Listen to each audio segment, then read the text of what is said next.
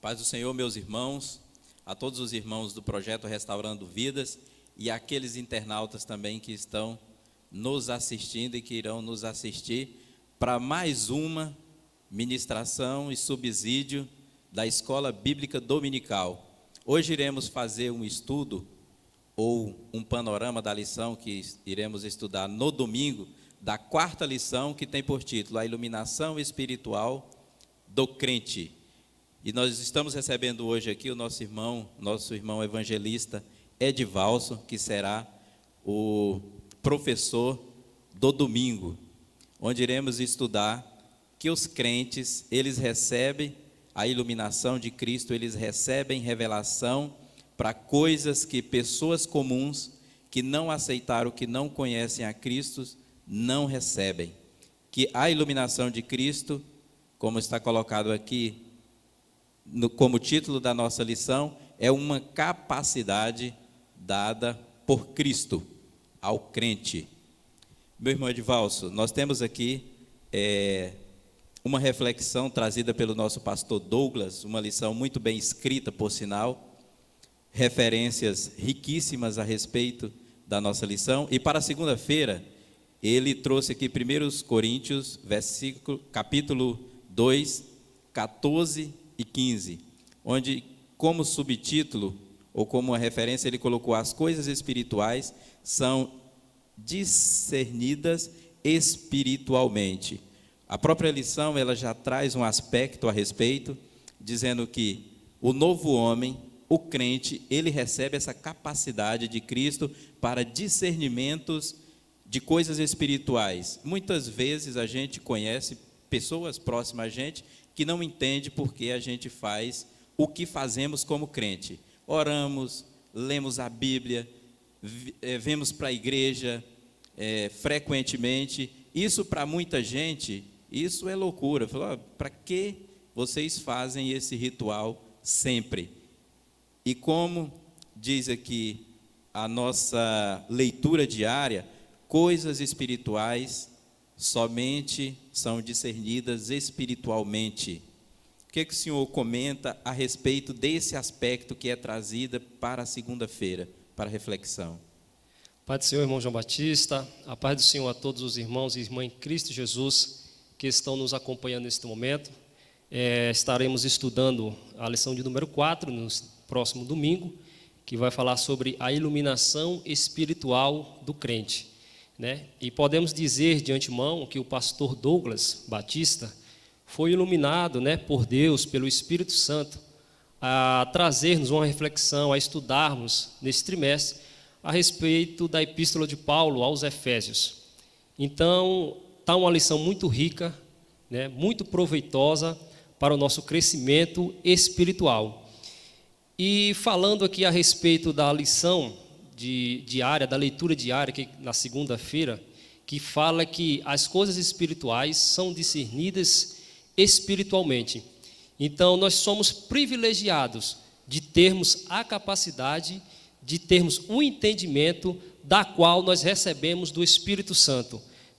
Em João 14:17, fala que o Espírito da verdade, que o mundo não pode receber, porque não vê nem o conhece, mas vós o conheceis, porque habita convosco e estará em vós. Ou, em outras traduções, diz que está dentro de vós. Então, assim, o mundo não conhece esse Espírito, o mundo não tem como conhecer, porque não foi dado poder para receber.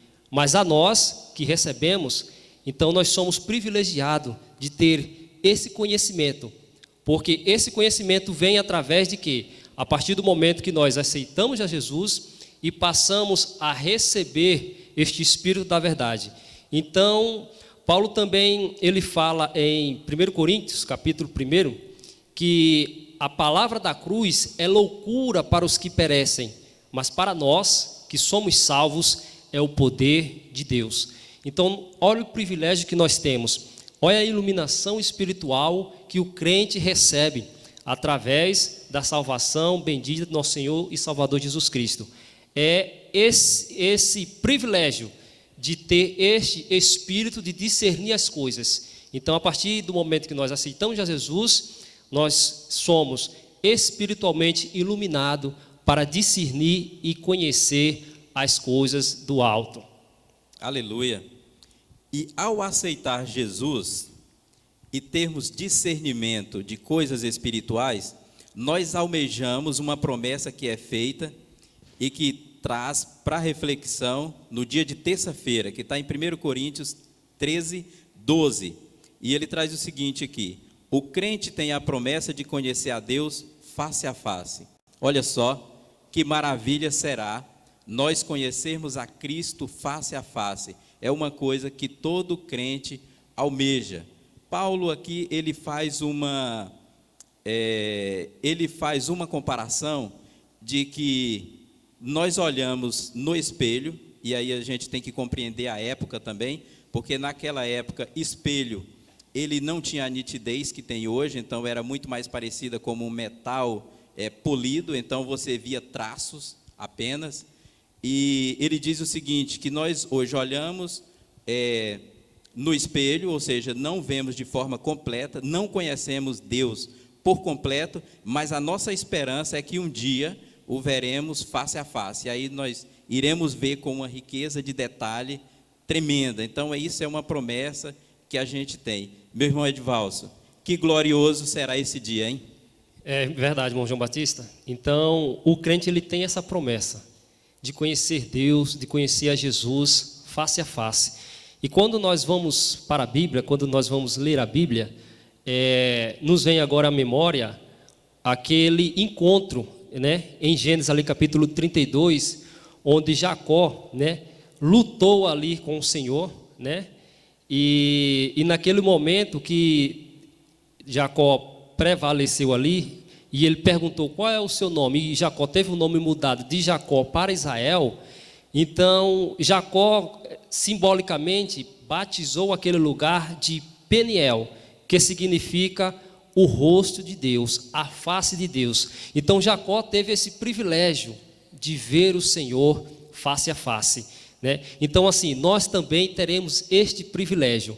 Olha que maravilha, é mais um propósito, mais uma bênção do Senhor que nós vamos ter, né? Além de podermos discernir as coisas espirituais, agora tem mais uma promessa ao crente, que é no dia de encontrar com o Senhor e ver a Ele face a face. Em 1 João capítulo 3, versículo 2, também assim está escrito: amados, agora somos filhos de Deus e ainda não se manifestou o que havemos de ser. Todavia, sabemos que quando Ele se manifestar, seremos semelhantes a Ele, pois o veremos como Ele é. Então, muitas vezes nós ficamos imaginando na nossa mente, na nossa cabeça, como é o rosto, como é a face do nosso Senhor. Mas esse dia está próximo. Este dia, logo, logo, teremos este privilégio. Assim como estou conversando com o Senhor neste momento, olhando nos olhos do Senhor, nós também estaremos com o Senhor Jesus, face a face, o vendo, como Ele é de fato. Que maravilha vai ser esse dia. Que glorioso será este dia quando nós encontrarmos o Senhor face a face. Aleluia, meus irmãos, mas para que nós possamos chegar a esse dia, o indivíduo, ele precisa ser mudado. E para que ele seja mudado, possivelmente você conheça alguém, ou você já ouviu falar, de quando você vê a pessoa na igreja, primeira coisa que você faz é se espantar. Aquela pessoa, não acredito. Essa é a reflexão que é trazida para o dia de quarta-feira. E tem como título aqui na lição, é o seguinte: ela se encontra em 2 Pedro, capítulo 1, versículo 4. Ele diz assim, o poder divino é capaz de transformar o homem. E esse poder, de fato, é transformador e é o único poder capaz de transformar o homem. Você pode ter certeza que você conhece alguém, que você olha para ele, ou outra pessoa, alguém que conheça e que comente com você e fala: rapaz, eu não acredito, aquele era fulano, porque ele recebeu a transformação e o poder divino é o único capaz de fazer essa transformação verdadeira. Meu irmão Edvalso, o Senhor é tremendo. Maravilha, é tremendo e é poderoso, irmão João Batista. Aqui nessa meditação, na leitura de quarta-feira, 2 Pedro, capítulo 1, versículo 4, o poder divino que é capaz de transformar o homem. E nós sabemos que só realmente através do poder de Deus, este poder maravilhoso, que nós somos transformados. Glorificado e exaltado é o nome do Senhor. Então, este poder de Deus, ele transforma o homem. Não é porque nós somos melhores do que ninguém, não é porque somos bons, mas é porque o poder de Deus que nos alcançou e nos transformou. Glorificado e exaltado no nome do Senhor. Como Jesus ali no diálogo com os discípulos, e Jesus fala para os discípulos que é mais difícil um rico ser salvo, né? Tão difícil um rico ser salvo do que um camelo passar na ponta de uma agulha. E os discípulos então ficam consigo se perguntando e pensando: pai, quem será salvo? Como vai ser possível alguém ser salvo? E Jesus fala para eles: ora, o que é impossível para o homem é possível para Deus. Então nós somos salvos, nós somos transformados por este poder do Senhor, que é arrebatador, que é transformador. E nós vamos ver também no decorrer da lição, no domingo, nós vamos aprender ainda mais detalhadamente este poder que realmente transforma o homem. Porque todos pecaram e destituídos estão da glória de Deus.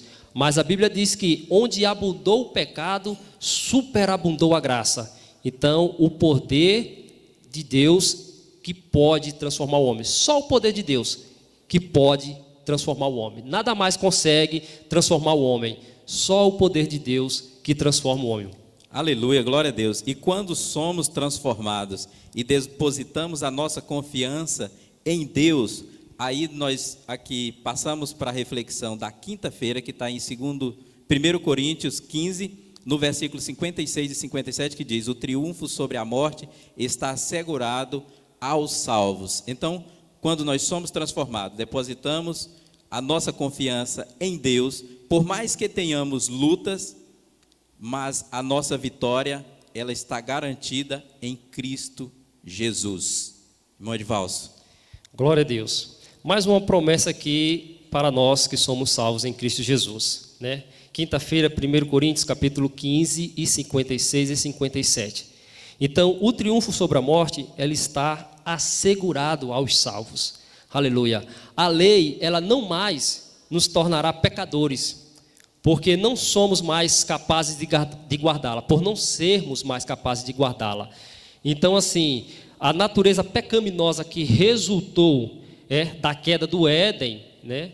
E também tem como consequência a morte, agora não mais terá poder sobre nós, sobre os salvos, né? Aquilo que parecia ser uma vitória no Éden para Satanás e a morte de Jesus Cristo lá no Calvário se transformou na verdade na vitória do povo de Deus. Aleluia. Ali na cruz do Calvário nós temos a garantia, né, de que venceremos a morte.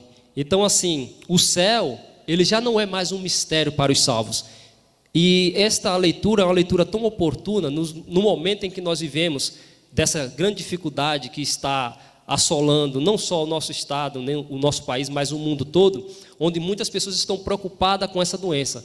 Mas nós, que somos salvos em Cristo Jesus, temos essa garantia, esta segurança, aleluia, de triunfarmos sobre a morte. Por quê? Porque Cristo triunfou. Então, assim como Ele triunfou, os salvos também têm essa garantia de triunfar sobre a morte. Aleluia. E falando sobre o triunfo de Jesus Cristo sobre a morte, que nós teríamos essa mesma garantia também, já vem, na verdade, a reflexão de sexta-feira de 1 Tessalonicenses, no capítulo 4 e 14, onde ele diz o seguinte: a ressurreição de Jesus é a garantia da nossa ressurreição. Jesus, ele foi morto, ressuscitou, e para aí ele já criou um paradigma. Se você aceitou a Jesus, se você depositou a sua confiança nele, e na verdade já existe a determinação por ele, dizendo que nós também triunfaremos sobre a morte, porque ele morreu e ressuscitou. Que coisa gloriosa, não é, meu irmão Edvalso? Irmão João Batista, e aqui está uma das maiores promessas e garantias do cristianismo, né? Se Jesus não tivesse ressuscitado no terceiro dia, nós seríamos tão somente mais uma religião, como muitas que existem por aí. mas o nosso Senhor, né, Ele ressuscitou no terceiro dia. Então isso é o que nos difere, isso é o que nos diferencia de outras religiões. É porque o nosso Senhor, Ele não está guardado numa tumba, Ele não está guardado em um túmulo, não. Ele está ressuscitado. Ele ressuscitou e está à direita do Pai, né? Como também na lição nós veremos domingo, com profundidade a respeito dessa situação. Então em 2 Coríntios capítulo 4 também, versículo 14, o Paulo fala o seguinte: temos certeza de que aquele que ressuscitou o Senhor Jesus dentre os mortos, da mesma forma nos ressuscitará com Ele e nos apresentará convosco. Então Paulo fala aqui que o mesmo Senhor, ou seja, esse Deus poderoso que nós falamos aqui, esse mesmo Deus que teve o poder de ressuscitar o Senhor Jesus, porque Jesus foi ressuscitado pelo poder de Deus, também nos ressuscitará, aleluia, juntamente com Ele, e nos apresentará a Ele, junto com o Senhor. Então assim, a ressurreição de Jesus é a garantia que nós, salvos, também, se não alcançarmos o arrebatamento da igreja, nós também ressuscitaremos com Ele. E isto é glorioso, e isso é o que nos torna diferenciado das demais religiões, porque o nosso Senhor não está morto, mas Ele vive. Aleluia, glória a Deus. E para a reflexão do texto trazido pelo nosso comentarista, pelo nosso pastor Douglas, está em Mateus 16, 18. E ele traz como título ou resumo dizendo o seguinte, nenhuma potestade do ar pode prevalecer contra a igreja, ou seja, nenhum mal prevalecerá sobre a igreja. Esse aqui nós estamos estudando aqui, a igreja eleita. Nenhuma potestade prevalecerá sobre a igreja eleita, a igreja de Cristo e que tem o selo do Espírito Santo. Nós temos aqui nesse texto que foi trazido pelo nosso pastor Douglas, e ele é um versículo bem pequeno, e ele trata o seguinte: ele fala que edificará a sua igreja sobre a rocha. Ele chamou Pedro, tu és Pedro, ou seja, do grego vai vir Petros, e Petros significa pedra pequena, ou seja, retirada da rocha, ou pedregulho, alguma coisa parecida, mas ele falou o seguinte: sobre esta pedra, aí já não é Petros, aí já é pedra, e em grego ele significa, na verdade, rocha, e aí muda completamente o significado, dizendo o seguinte: olha, sobre Jesus Cristo será edificado a igreja eleita. E na nossa Bíblia, ela traz aqui, na palavra de Deus, ela traz uma série de referências que nos confirma que Jesus é a pedra onde está edificado a sua igreja. Que coisa maravilhosa, né, meu irmão Edvalso? Amém, João Batista, irmão João Batista. Então, todas essas promessas que nós estamos aqui falando, né, da pessoa bendita do nosso Senhor Jesus Cristo para com a igreja e para com os salvos, nós temos aqui também na leitura de sábado, né, que nenhuma potestade do ar ela pode prevalecer contra a igreja. Ou seja, nenhum plano de Deus traçado para nós pode ser frustrado. Não tem ninguém, nem nada, nem no céu, nem na terra, nem debaixo da terra, que pode frustrar os planos de Deus para a sua igreja. Para corroborar também com esta lição, para confirmar esta passagem bíblica, Efésios capítulo 2, versículo 20, diz que edificados sobre o fundamento dos apóstolos e dos profetas, sendo o próprio Cristo, Jesus, a principal pedra angular desse alicerce. Então, Cristo, estamos fundados na pedra, que é Cristo. Então, a garantia que temos de alcançarmos essa promessa está fundamentada em Cristo, né? E o próprio Senhor Jesus, ele nos garantiu em Mateus capítulo 7 que todo aquele que ouve as minhas palavras e as pratica será comparado a um homem prudente, sábio, que construiu a sua casa sobre a rocha. Então nós estamos edificados nesta verdade, que é Senhor Jesus Cristo. Então nada e ninguém pode frustrar os planos que Deus tem para nós. Então eu quero dizer para você, meu irmão e minha irmã, que está neste momento nos assistindo, nos ouvindo, que todos os planos, todos os projetos que Deus tem traçado para a sua vida, nada e ninguém pode frustrar, porque os planos do Senhor estão fundamentados na pedra angular que o homem, muitos rejeitaram, mas nós que aceitamos, que confiamos nele, temos todos os nossos planos e projetos edificados nesta rocha. Então as potestades do mal, elas não podem prevalecer contra a igreja do Senhor. Amém. Glória a Deus. Meus irmãos, convido a todos a lerem e estudarem a nossa leitura diária, para que no domingo estejamos todos reunidos para aprender da palavra de Deus e já tenhamos um pouco mais de conhecimento a respeito dessa capacidade que é dada para o cristão quando ele aceita Jesus, que é a iluminação espiritual, ou seja, nos é dado capacidade de discernimento de coisas espirituais, porque essas são reservadas apenas para os espirituais. Amém? Glória a Deus.